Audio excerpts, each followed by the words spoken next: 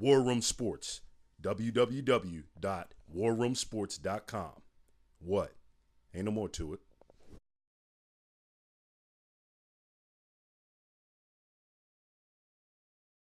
Welcome to Inside the War Room on War Room Sports TV. I'm Devin McMillan. I'm here with my co-host, Jimmy Williams, and B. Austin, and we're here to talk about the big news that came down the pipe this morning in La La Land. The LA Lakers have hired Coach Mike D'Antoni to a 4-year deal worth about $12 million, but there's an option on the 4th year. They were said to have skipped over Phil Jackson for this job because he actually was prepared to take it with a few stipulations. Jimmy, what do you think about D'Antoni being the coach of your Los Angeles Lakers? Yo, man, this is corny, man. Let me tell you why. First off, from what I understand, one of the things that Phil Jackson wanted was partial ownership of the team, a small piece of the team.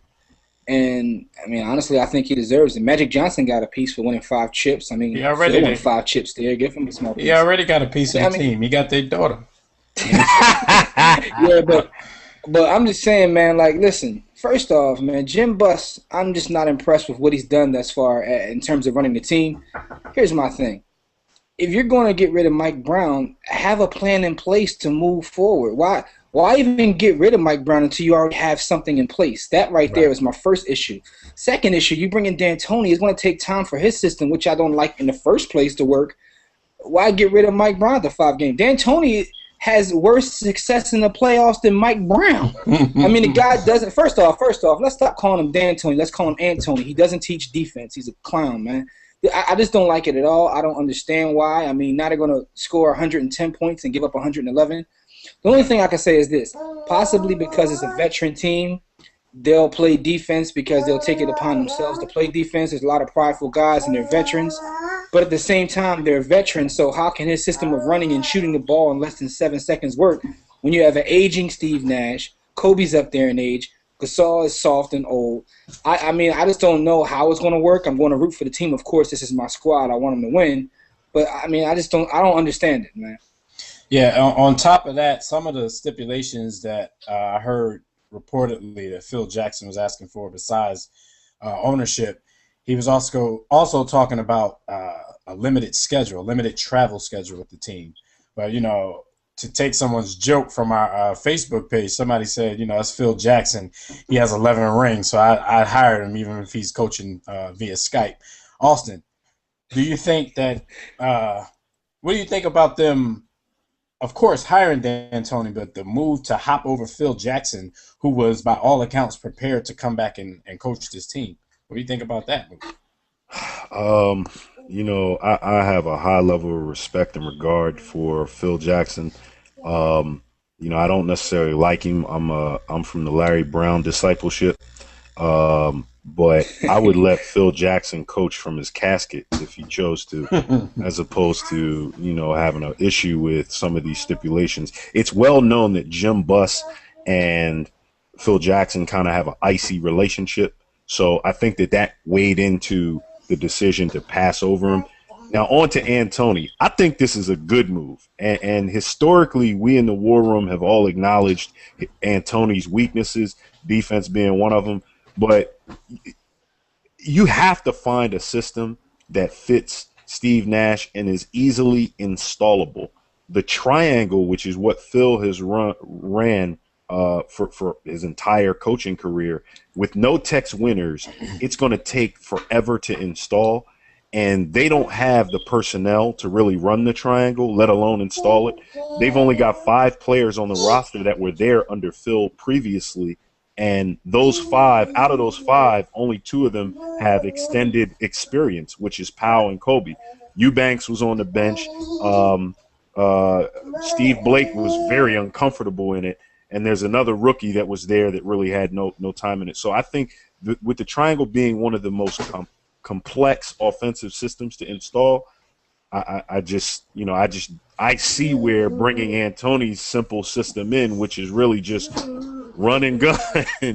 I don't. My question, Austin, real quick, Austin. I get your point, but we're talking about an 86-year-old Steve Nash, a 64-year-old Kobe Bryant.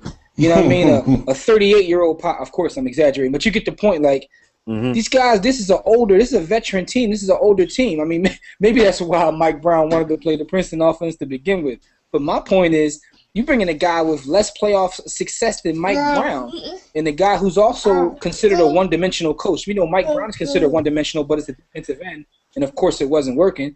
But this guy's also one-dimensional offense. And you're talking about an aging team. This is not a 22-year-old Steve Nash. I'm not knocking you, but whenever you bring the age factor in, then you just giving up on the squad, period. Because there's no system that's going to take years off of their lives. They're old guys. They're older players. So I don't think that I don't think the age thing really kind of comes into play in that decision because they're old regardless. You know, and then as far as the defensive thing, there's some points that was made in an LA article. D'Antoni's system, he's never been known for defense, but let's look at the playoff situations. The 04-05 squad lost Joe Johnson during the playoffs and with its first run with Nash. So that was Nash's first playoff run. Then in 05 and 06, they competed in the postseason without Amare, their best interior player, without Kurt Thomas, their best interior defender, and without Roger Bell on the perimeter. So in all fairness to D'Antoni, while I know he's definitely not going to be mistaken for a defensive maven, there's some context around the defensive lags, especially in the playoff system. You know, he's been missing major pieces to those Phoenix squads. As much as we may find Kurt Thomas to be mundane, if nothing else, he's a great interior defender. To not have him, not have Roger, that's major. So we don't know what he would have done. Okay, well, explain to me why his defense has been in the bottom half every year in every place he's coached. The defense always lacks. You can't win in the playoffs like that. I don't care how many. Listen, it's not going to work. Now, I'm hoping this does work because, again, I'm relying on the fact that these are veterans and they can get it together and decide to play team defense. But as we see, they haven't gelled as of yet. It takes time to gel. They haven't gelled. So hopefully they can gel. But I just don't like the hire. My thing is, if you're going to bring him in, you might as well have kept Mike Brown. I'm not a Mike Brown fan. Well, in D'Antoni's defense, the best Suns team, the 05-06 and the 07-08, they were in the middle of the pack. They weren't bottom. They weren't the bottom defensively. So I've always lambasted Antoni for his defense, his lack of attention to defense, along with Don Nelson, and I agree. I'm not going to disagree, but at the same time, let's make sure from a factual standpoint we give the dude his due because 05-06 and 07-08 they weren't in the bottom third in defense. Okay, also let's talk facts. Factually speaking, he has a losing playoff record. He has a worse playoff record than Mike Brown. Another thing is, shout out to Chase. I see he just joined us in inside the War Room. Oh man, he's the CEO of War Room Sports. In case people didn't know. but again, when I gave context to his playoff record, when you lose Joe Johnson and it's Steve Nash's first year in the playoffs, then in 05-06 you don't have Amari, you don't have Kurt Thomas, and you don't have Roger Bell. That kind of puts them in a situation. Then in 06-07 they lost Amari and Boris Diaw to suspensions. So he's always been in a situation where he's behind the eight ball in terms of what he's coaching with. Well, Austin, this is where I kind of agree with you in one aspect, and there's one thing you said earlier that I really don't agree with. The thing I don't agree with is the triangle being this complicated offense. I really don't think the triangle is as complicated as a lot of people make it out to be. So I don't think it would take forever to install an offense like that, especially because you have a lot of veteran players on this team who aren't stupid, you know what I'm saying? But at the same time, I do agree with you in the fact that having Mike D'Antoni is not the end of the world. I don't think like you said, we do make light of him a lot, on our show, but I do think that he's a pretty good coach. I just don't know if his system is conducive to what they're doing there in LA as far as the age factor and everything like that. This team is not as athletic as it would have been on paper, say, 5, 6, 7 years ago. At the same time, like Jimmy pointed out, on a prior episode, a lot of the problems with the Los Angeles Lakers so far this season have been on the defensive end. So to bring in a coach who doesn't emphasize defense in the least bit, that's where it becomes a little sketchy. But I do agree with you. Like, I don't think D'Antoni is a step down from Mike Brown, as I've heard some people say before. But let me ask y'all. I don't think he's. I don't think he. When offensively, when you have them in the half court set, and you've got perhaps, arguably, the greatest pick and roll point guard the league has ever seen, and you're giving him an option of Kobe Bryant, the second best two guard of all time.